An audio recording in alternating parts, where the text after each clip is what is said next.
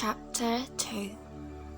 So, I lived my life alone, without anyone that I could really talk to, until I had an accident with my plane in the desert of Sahara 6 years ago.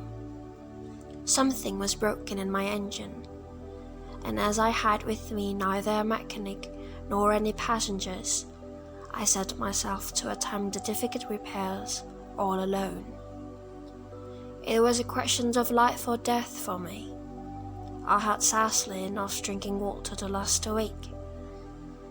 The first night then, I went to sleep on the sand, 1,000 miles from any human habitation.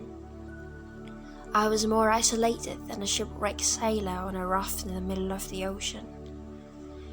Thus you can imagine my amazement at sunrise when I was awakened by an odd little voice. It said, "If you please, draw me a sheep." What? Draw me a sheep? I jumped to my feet, completely thunderstruck. I blinked my eyes hard.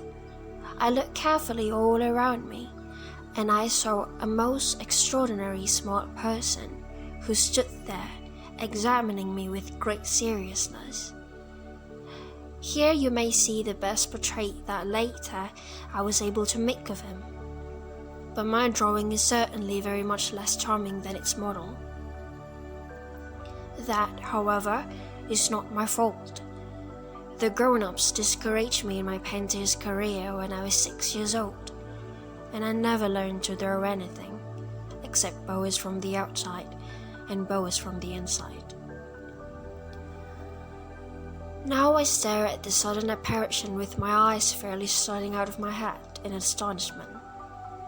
Remember, I had crashed in the desert 1,000 miles from any inhabited region, and yet my little man seemed neither to be straying uncertainly among the sand, nor to be fainting from fatigue, or hunger, or thirst, or fear.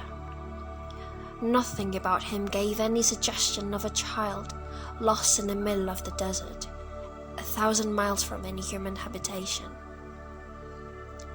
When at last I was able to speak, I said to him, "But what are you doing here?" And in answer he repeated, very slowly, as if he were speaking of a matter of great consequence, "If you please, draw me a sheep." When a mystery is too overpowering, one dare not disobey.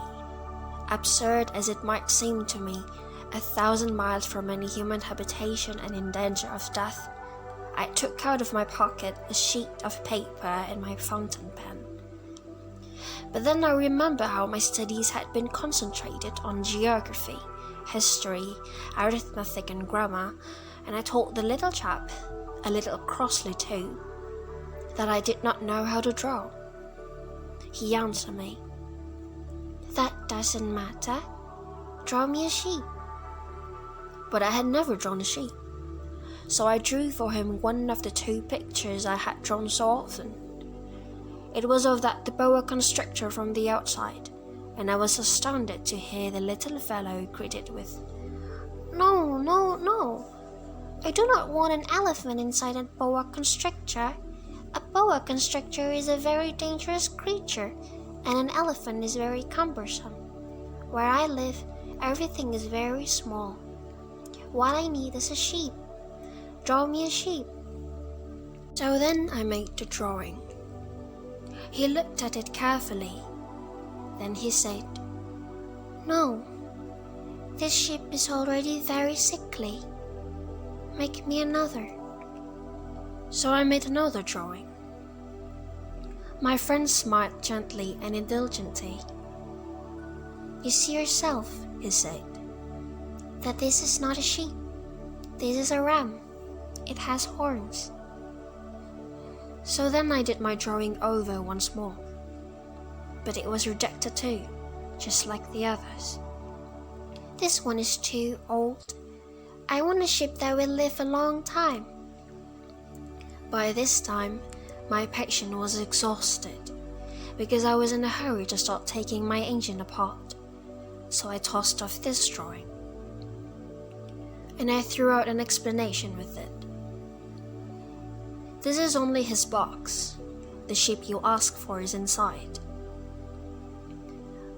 I was very surprised to see the light break over the face of my young judge. This is exactly the way I wanted it. Do you think that this ship will have to have a great deal of grass?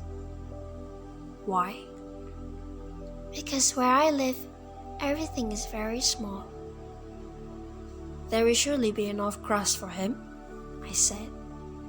It was a very small sheep that I have given you. He bent his head over the drawing. Not so small that, look, it has gone to sleep. And that is how I made the acquaintance of the little prince.